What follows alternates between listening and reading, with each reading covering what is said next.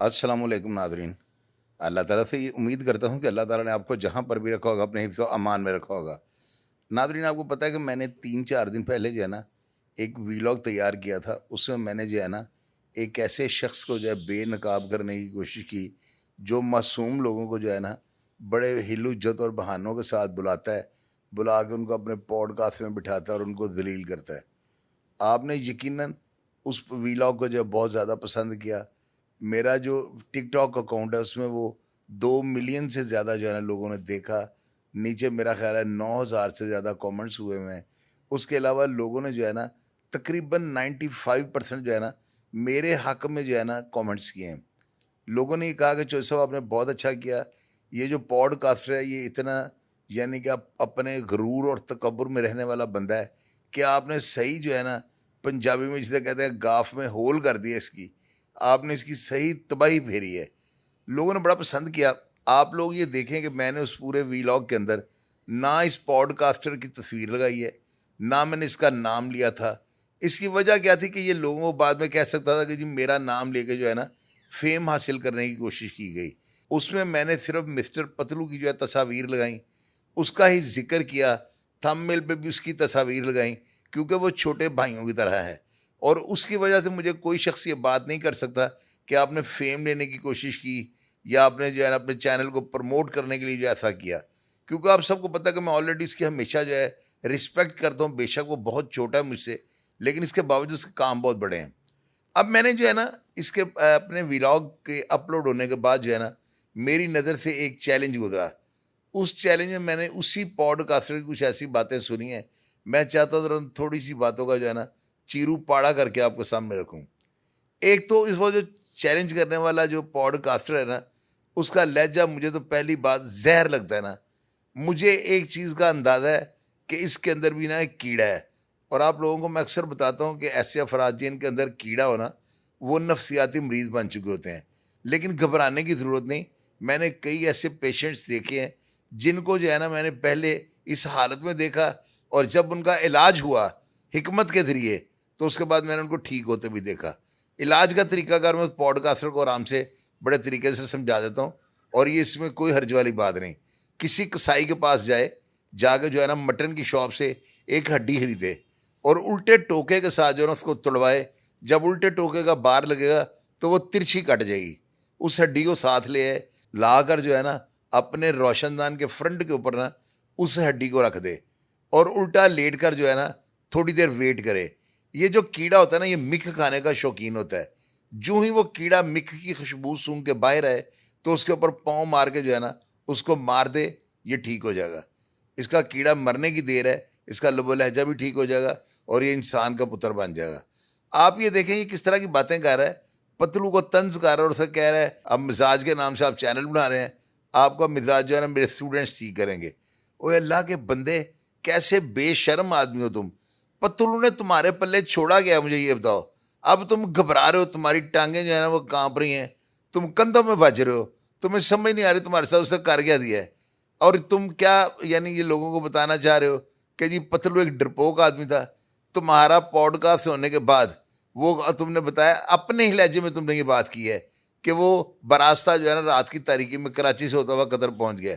तुम कहना क्या चाहते हो इस बात से कि तुम उसके ऊपर रॉकेट लॉन्चरों से हमला करवाने लगे थे? तुमने उसकी रैकी की हुई थी, फील्डिंग लगाई थी, थड़ा मारा हुआ था।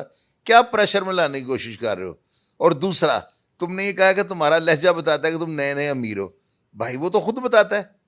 उसने तो खुद बताया कि उसने रोड़ी तक उठाई है। तुम्हारे उसी पॉडकास्ट में उसने बताया कि मैंने और मेरे भाइयों ने ये सड़क बनाने वाली रोड़ी उठाई है। तुम क्या उसको यार करना चाह रहे हो उस बंदे के साथ? क्या देखो मेरी बात सुनो, उसने तुम्हें दो बातें बड़ी ज़बरदस्त की हैं। दोनों बातों का जवाब जो है ना बजाय इसके तुम डूब के मर जाते। तुम बड़े जो है ना बेशर्म होकर सामने बैठे रहे हो और तुम्हारा चेहरा उन जवाबों में बता रहा है कि तुम जो है ना जलील हो चुके हुए थे। एक तो उसने तुम्हें ये बात की कि भाई तुम जो है अपने चैनल के ऊपर जो है ना अपने पॉडकास्ट में किसी आम आदमी को बुलाओ, फिर मैं तुम्हें मानूं। तुम हमेशा जो है ना बड़े बड़े लोगों को बुलाते हो। अब कुछ दिन पहले तुमने नदीम जानी वाले को बुलाया। तुमने बुला के उस मासूम से बच्चे को ना, मैं तो हमेशा उसकी ये तारीफ करता हूँ कि वो बेचारा है ही लड़कियों की तरह ना। तुमने उसको बुलाकर जो है ना जलील करने में कोई कसर नहीं छोड़ी, लेकिन वो बेचारा कंफ्यूज रहा तुम्हारे इंटरव्यू में ना। लेकिन पतलू ने क्या कमाल किया है, वो तुम्हारे पास नहीं आया, बल्कि उसने तुम्हें अपने पास बुलाया। और अब तुम किसी तंजिया लहजे में बात कर रहे हो कि वहाँ पे 30-35 लोग बैठे हुए थे मेरे ऊपर, यानी तुम बताना ये चाह रहे हो कि तुम्हारे ऊपर प्रेशर था। फिर तुम कैसे पॉडकास्ट रहे हो, तुम्हारे ऊपर प्रेशर था? तुम अपनी ओवर एक्टिंग से जो है ना पॉपुलर होने की कोशिश कर रहे हो। और एक बात तो मैं ये बता दूं, चांद की तरफ देखकर थूकने से ना उसका मतलब क्या होता है, वो थूक किधर जाता है, मुझे ये बात भी लाजमी बताना। और बात सुन बेवकूफ़ आदमी, तेरा पतलू का कोई मुकाबला है? तेरा पतलू का कोई चैलेंज या ऐसा करना बनता है कि जैसे तुम मुझे ललकार रहे हो कि आ जा मेरे पॉडकास्ट में खुशबू लगा के? और पागल के पुत्र, वो जैसी वो खुशबुएं लगाता है ना, वो एक खुशबू की शीशी बेचे, तेरे जैसे 2 खरीद ले। मेरी बात का मतलब समझना तुम्हें, मैं जो बता रहा हूँ। बार बार तुम ये बात कर रहे हो आ जाओ खुशबू लगा के, तो तुम्हें पछतावा है ना कि तुम उसके घर क्या लेने गए? तो क्या गए थे लेने, मुझे ये बताओ।